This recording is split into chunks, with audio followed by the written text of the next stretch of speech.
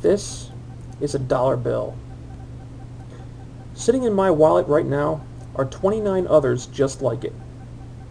Now what do these $30 all have in common, you ask? All of them are money that I would have happily paid to order a TNA pay-per-view in which the Motor City Machine Guns face LAX for the first time. But apparently TNA doesn't want me to do that. Apparently they don't want me to give them my money because on this edition of Impact, they threw this match away for free with no build-up, spoiling a big potential money feud for no reason at all. So if you'll excuse me for 1 second, I'm going to take my money and I'm going to go to the bathroom and flush all this money down the toilet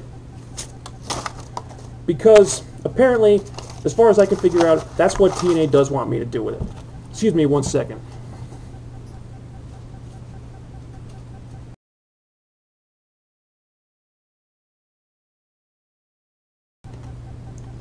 Okay, I'm back from the bathroom. This was another one of those middle-of-the-road impacts that TNA puts on from time to time. You know, it wasn't a terrible show, it just wasn't a great show. I thought the matches were good. I think the video packages were excessive once again. I liked the one for Abyss, that one was good, but the As the Angle Turns thing was just dumb. It might have been alright if they, if they played it more seriously and hadn't, gone out of their way to make it look like some cheesy soap opera. I mean, I guess it was supposed to be funny, but it wasn't. There didn't seem to be any point to the Sting interview, and the Eric Young thing, I mean, I really hope that's going somewhere good next week, because Eric Young looking for Elvis is going to get old really fast.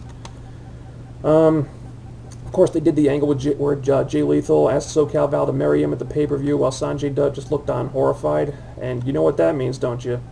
Slammiversary. They're finally going to pull the trigger on Jay Lethal versus Sanjay Dutt feud. And it's been a long time coming. This little love triangle storyline has been on a slow burn since the Christmas show. And Jay Lethal and SoCal Val was built up for months even before that. So this angled Slammiversary could be huge if they do it right, if being the operative word. But there's something I need to call attention to for a minute here. That promo before the match and the stuff that happened afterward illustrated just perfectly what an absolutely terrible X Division champion Jay Lethal was written to be. Okay, during that promo, Jay Lethal is standing right next to Kaz, who has just earned a shot at the title that was basically stolen from Jay Lethal, and he never even got a rematch for a belt, not that this ever seemed to bother him.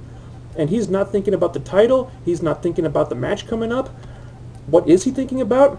Something bigger than the match. Those are his exact words, I believe. Something bigger than the match. And that is exactly the problem with this Black Machismo character. There's always something bigger than the match, something bigger than the title. And that, my friends, is why Jay Lethal was hands down the worst X Division champion of all time. When Sanjay Dutt turns heel on Jay Lethal, inevitably, hopefully it'll happen in Slammiversary, the best thing they could possibly do for Jay Lethal is to just have Val turn heel on him too, and just get Val away from him. I mean, it did set up this feud, but other than that, this relationship with SoCal Val, I think, has just been incredibly damaging to Jay Lethal's character, and it looks like Slammiversary is when we finally find out if it was all worth it or not. So cross your fingers on that one. Now, as far as this Roxy Laveau head shaving thing is concerned, I know a lot of you have been bitching and moaning about this, saying the TNA screwed Roxy over, they screwed the fans over who wanted Angelina to get her head shaved instead, blah blah blah. Well, guess what? Reports are coming in now that when TNA approached Roxy Laveau with the head shaving idea, she was totally fine with it. In fact, the dye that she'd been using to darken her hair for the Voodoo Queen character had kind of messed her hair up, so she was looking for an excuse to cut it off anyway. And a babyface is only as effective as the heel they're facing, and Velvet Love Entertainment had been jobbing a lot lately. I mean, they needed to get their heat back somehow, or they'd have no credibility as heels. So this angle gave them a lot of momentum, it gave the fans a real reason to hate them, and it generated a lot of fan sympathy and support for Roxy. So the whole thing worked out for everyone. Anyway, it looks like they've ditched the Voodoo Queen gimmick, which was a good decision. I like the gimmick, but it's definitely runs course at this point. I think it's time to make Roxy a real person and not just a gimmick. However, they seriously need to get Roxy some different ring gear, like immediately. Okay, because that get up they stuck her in this show, the skirt, the fishnets, it does not work at all. Okay, she comes out dressed in this more, quote unquote girly outfit while she's rocking the Matt Serra haircut. It does not work. Okay, it's like the first scene of the Sarah Connor Chronicles pilot when Sarah Connor shows up at John's high school to save him from the Terminators and she's wearing a pink miniskirt. Okay, it's just wrong. TNA, just give Roxy some normal wrestling tights, at least until her hair grows back, okay? I'm begging you.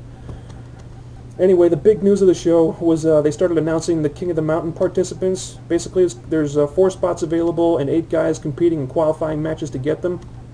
Now, isn't that so much easier to understand than the confusing mess of gimmicks and stipulations that the Deuces Wild tournament turned out to be? I mean, hopefully TNA learned their lesson from that thing.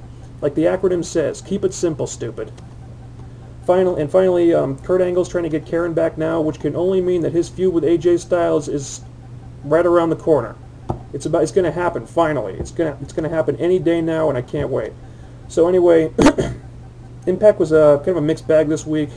It had its share of bad stuff, but there was a lot of good stuff too. Plus, it gave us a lot to look forward to next week. So I guess it did its job.